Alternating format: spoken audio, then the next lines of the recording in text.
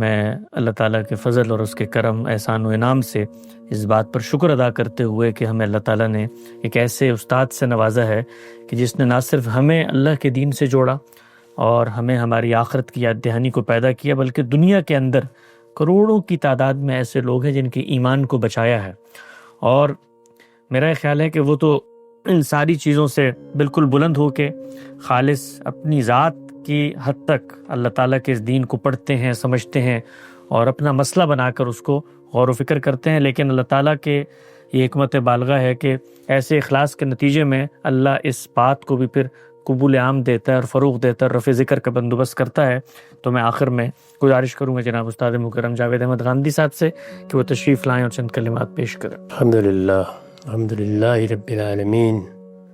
والصلاة والسلام علی محمد الامین۔ اعوذ باللہ من الشیطان الرجیم، بسم اللہ الرحمن الرحیم۔ خواتین و حضرات، میرے جیسا ایک عاجز بندہ اپنے پروردگار کا شکر ہی ادا کر سکتا ہے کہ اس نے اپنے دین کو سمجھنے کی توفیق دی اور اس کے سمجھانے میں بھی کچھ خدمت انجام دینے کی توفیق عطا فرمائی۔ مجھے یاد ہے کہ 2002 میں پہلی مرتبہ دل کے مسائل سے میں دوچار ہوا تھا۔ اس وقت میزان کی تصنیف و تالیف کی ابتدا ہو چکی تھی، چنانچہ خیال بھی نہیں ہوتا تھا کہ یہ کتاب پائے تکمیل کو پہنچ جائے گی۔ اللہ تعالیٰ نے توفیق دی اور وہ پائے تکمیل کو پہنچ گئی۔ میرے لیے وہ ایک بڑی کامیابی تھی، اس پر بھی اللہ کا شکریہ ادا کرتا ہوں کہ اس کے پورے دین کو جس طرح میں نے سمجھا، ایک عاجز بندے کی حیثیت سے اس کے استدلال کے ساتھ بیان کر دیا۔ اس طرح کا کوئی فکر جب دنیا کے سامنے آتا ہے تو ایسا نہیں ہوتا کہ اس کا استقبال کیا جائے گا۔ اس کا استقبال کرنے والے بھی چند لوگ ہوتے ہیں۔ بالعموم جو لوگ اس کو سنتے ہیں، سمجھتے ہیں، وہ اگر ایک پوری تاریخ بنا چکے ہوں، ایک روایت قائم کر چکے ہوں، تو اس پر نقد و نظر کا سلسلہ بھی شروع ہو جاتا ہے۔ چنانچہ بہت سے سوالات میری آراء اور تحقیقات کے بارے میں پیدا ہونا شروع ہو گئے۔ میں جب یہاں آیا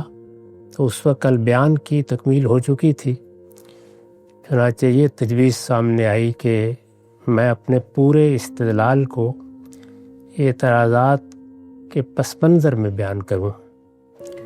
میں اس سے پہلے تو آمادہ نہیں تھا، لیکن اللہ کا نام لے کر حسن صاحب کی ترغیب کے نتیجے میں نے اس کی ابتدا کر دی۔ اس وقت بھی خیال ہوتا تھا کہ کچھ القدم فلقدم کی ترتیب قائم کر لی جائے، اس لیے کہ کیا کہا جا سکتا ہے، اب بڑھاپے نے میرے بھی صحن میں ڈیرے ڈال دیے ہیں اور کچھ خبر نہیں کہ کب اللہ تعالیٰ کا پیغام آ جائے، تو جتنی کچھ بھی مہلت ملتی ہے اس میں اہم چیزیں پہلے دیکھ لی جائیں۔ اس وقت میں ایک مرتبہ پھر اللہ تعالیٰ کا شکر ادا کرتا ہوں کہ 23 اعتراضات کی سیریز کی 200 اقساط پوری ہو گئیں۔ اب صرف آخری موضوع باقی ہے جس پر ہم گفتگو کر رہے ہیں، اور توقع کی جا سکتی ہے کہ اللہ نے توفیق دی، اس کا کرم شامل حال رہا تو وہ بھی پایا تکمیل کو پہنچ جائے گا۔ اس وسیع ذخیرے کو تحریر کی شکل دے دی جائے، یہ خیال تو تھا، درمیان میں اس کی کچھ آرزو بھی پوری پیدا ہوتی رہی، لیکن سچی بات یہ ہے کہ بہت توقع نہیں تھی۔ میں دائیں بائیں دیکھتا تھا تو یہ معلوم ہوتا تھا کہ شاید بعد میں لوگ اس کو ترتیب دے کر تحریر کی صورت دے دیں، اور اگر مجھے اس کی تکمیل کے بعد موقع ملا تو 2-4 اہم مباحث کو میں خود بھی شاید لکھ دوں۔ لیکن اللہ کا یہ بڑا کرم ہے اور اس کی غیر معمولی عنایت ہے کہ اس پچھلے 30-35 سال کے عرصے میں جن لوگوں پر کچھ مجھے محنت کرنے کی توفیق ہوئی، ان کے بہترین لوگوں نے اس کام کو کرنے کا انتخاب کر لیا، اور اب یہ آپ نتیجے کے طور پر دیکھ رہے ہیں۔ میں ان کو مبارک بھی دیتا ہوں، ان کا شکریہ بھی ادا کرتا ہوں کہ انہوں نے اس فقیر کی گفتگوؤں کو اس قابل سمجھا کہ اس کو اپنے کام کا موضوع بنائے، اور آگے جو کچھ انہوں نے عزم کیا ہے اس کی تکمیل کے لیے بھی دعا کرتا ہوں۔ اس ادارے نے جو سہولتیں ان کو بہم پہنچائی ہیں اس کے لیے اس ادارے کا بھی شکر گزار ہوں۔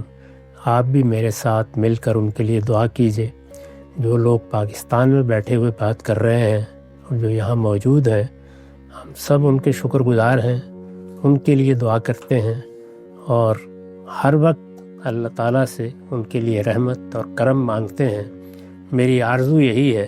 کہ جو کچھ بھی علم وجود میں آیا ہے اس کو ہم بہتر سے بہتر صورت میں پیش کر سکیں اور لوگوں کو بتا سکیں کہ اللہ کا دین کیا ہے، اللہ کے دین کی حقیقت کیا ہے، اللہ کے دین کو سمجھنے کا صحیح منہاج کیا ہے، اور جو لوگ اس کے خدام کی حیثیت سے اپنی ذمہ داریاں انجام دیں ان کی سیرت، ان کا کردار، ان کے سوچنے کا طریقہ کیا ہونا چاہیے۔ بس آخر میں یہی دعا کرتا ہوں کہ اللہم ارنا الحق حقا وارزقنا اتباعہ وارنا الباطل باطلا وارزقنا اجتنابہ۔